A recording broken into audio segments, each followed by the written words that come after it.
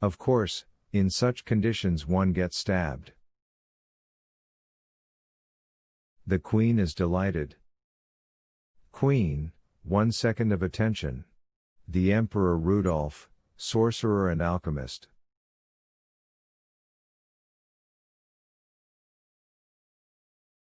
Another alchemist, got hanged. Ah, here she is. Ah, what a wonderful brothel she ran in Strasbourg. We're delighted.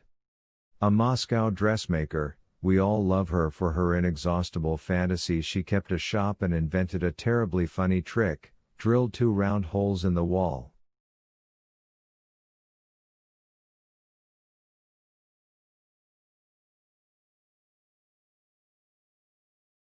And the ladies didn't know? Asked Margarita. Every one of them knew, Queen, answered Koroviev. Delighted? This 20-year-old boy was distinguished from childhood by strange qualities, a dreamer and an eccentric.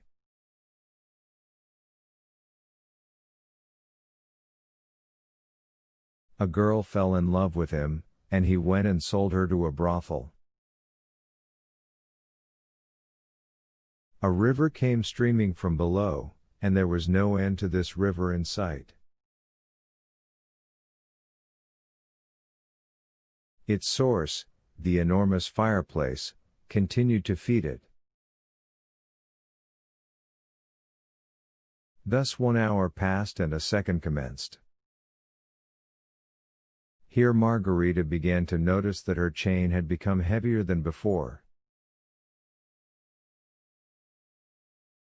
Something strange also happened with her arm. Now, before raising it, Margarita had to wince. Koroviev's interesting observations ceased to amuse Margarita.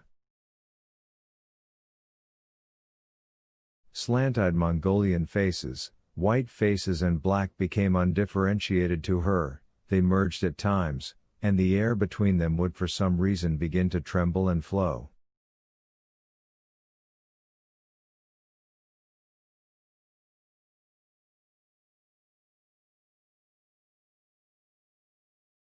A sharp pain, as if from a needle, suddenly pierced Margarita's right arm, and, clenching her teeth, she rested her elbow on the post.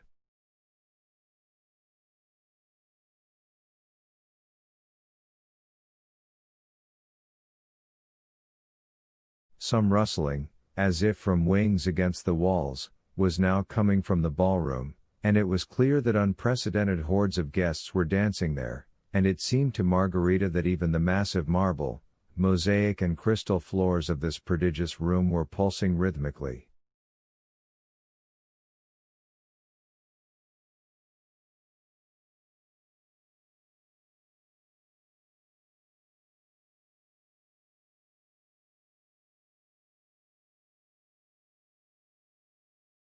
Neither Gaius Caesar Caligula nor Messalina interested Margarita any longer, nor did any of the kings, dukes, cavaliers, suicides, poisoners, gallows birds, procuresses, prison guards and sharpers, executioners, informers, traitors, madmen, sleuths, seducers.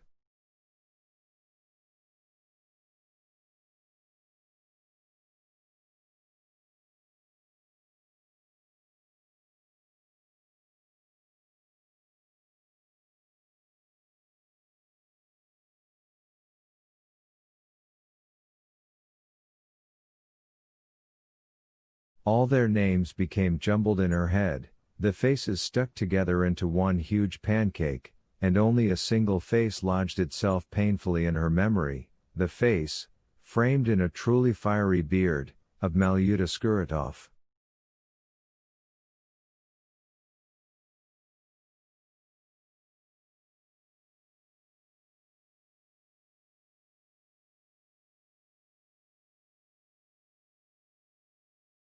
Margarita's legs kept giving way, She was afraid of bursting into tears at any moment.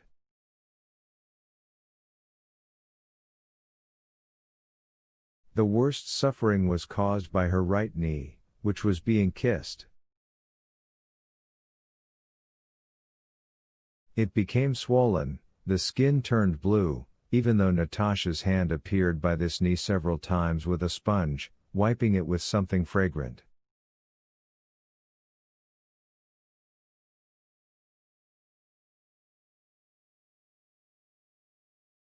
At the end of the third hour, Margarita glanced down with completely desperate eyes and gave a joyful start. The stream of guests was thinning out.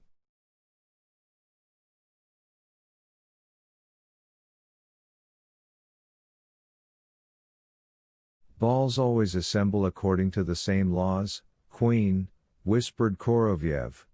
Presently the wave will begin to subside.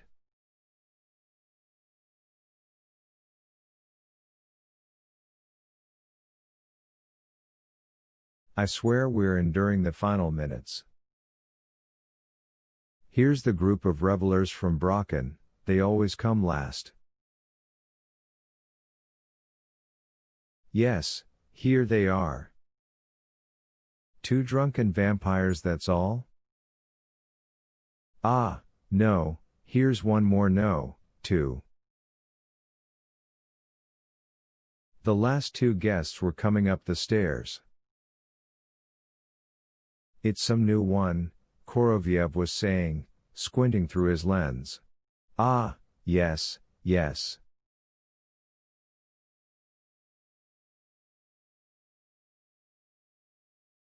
Azazello visited him once and, over the cognac, whispered some advice to him on how to get rid of a certain man whose exposures he was extremely afraid of.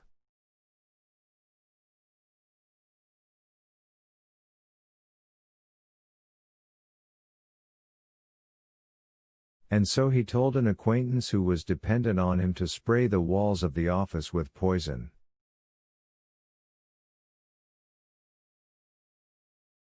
What's his name? Asked Margarita.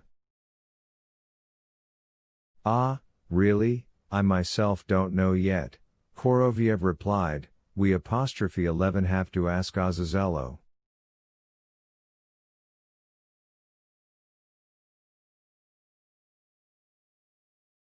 And who is with him? Why, that same efficient subordinate of his. Delighted? Cried Koroviev to the last 2. The stairway was empty. They waited a little longer as a precaution. But no one else came from the fireplace.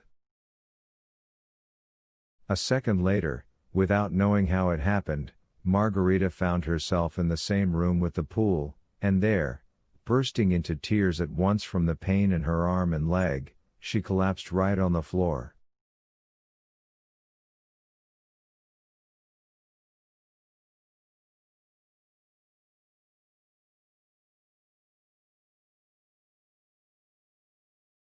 But Hella and Natasha, comforting her, again drew her under the bloody shower, again massaged her body, and Margarita revived.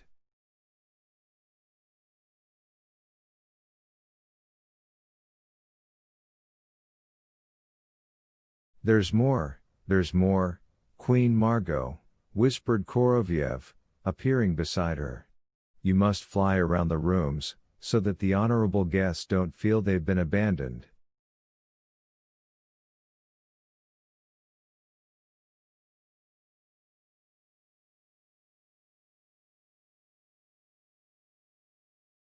And once more Margarita flew out of the room with the pool. On the stage behind the tulips, where the Waltz Kings Orchestra had been playing, there now raged an ape jazz band.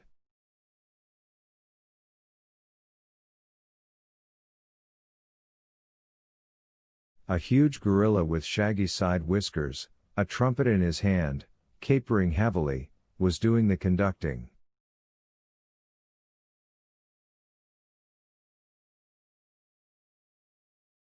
Orangutans sat in a row blowing on shiny trumpets. Perched on their shoulders were merry chimpanzees with concertinas.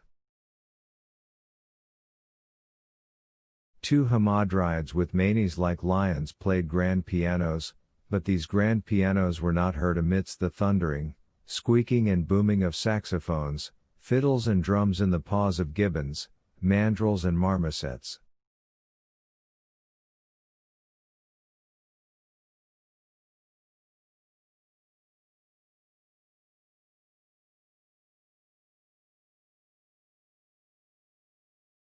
On the mirror floor a countless number of couples, as if merged, amazing in the deftness and cleanness of their movements, all turning in the same direction, swept on like a wall threatening to clear away everything in its path.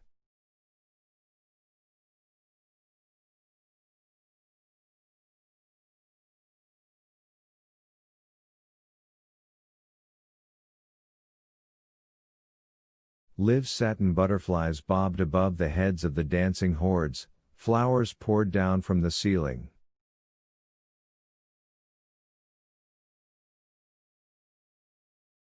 In the capitals of the columns, each time the electricity went off, myriads of fireflies lit up, and marsh lights floated in the air.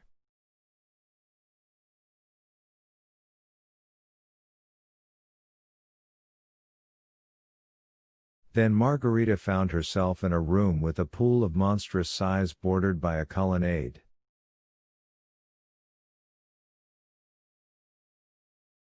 A giant black Neptune spouted a wide pink stream from his maw.